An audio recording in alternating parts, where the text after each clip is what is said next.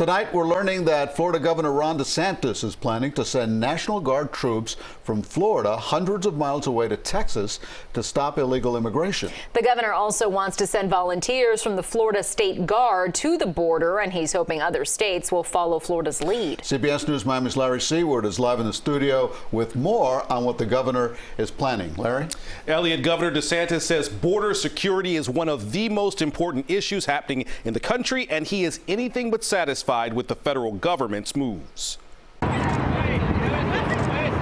In front of cameras, people crawled under barbed wire, illegally migrating from Mexico across the Rio Grande Valley into South Texas. One day later in Jacksonville. We need to stop this invasion at our southern border once and for all. Florida Governor Ron DeSantis promised reinforcements to help Texas National Guard members seeing thousands of illegal crossings every day. DeSantis plans to send up to 1,000 Florida National Guard soldiers and, for the first time, State Guard members. This comes less than a year after the governor signed sweeping immigration laws in Florida that ban transporting migrants who did not arrive in the state legally and penalizes businesses that hire undocumented migrants. We don't think this is enough. I believe that a state has a right to fortify its own borders. And so if Texas is helping to erect barriers, putting up razor wire, doing other things to keep illegal aliens out, I want to be helpful with them doing that. He expects other governors unhappy with the federal response to do the same. Facing a record number of migrants caught illegally crossing the border during his administration,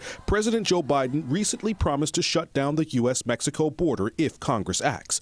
An emerging deal in the Senate would allow Homeland Security to partially suspend asylum between ports of entry during a spike of illegal crossings. DeSantis sees need for more. First of all, Biden doesn't need legislation to do what he's going to do. Second of all, they're saying, oh, you shut the border down only if you get more than 5,000 illegal aliens a day. To me, the only acceptable amount of illegal entries is 0, and that's what our policy should reflect.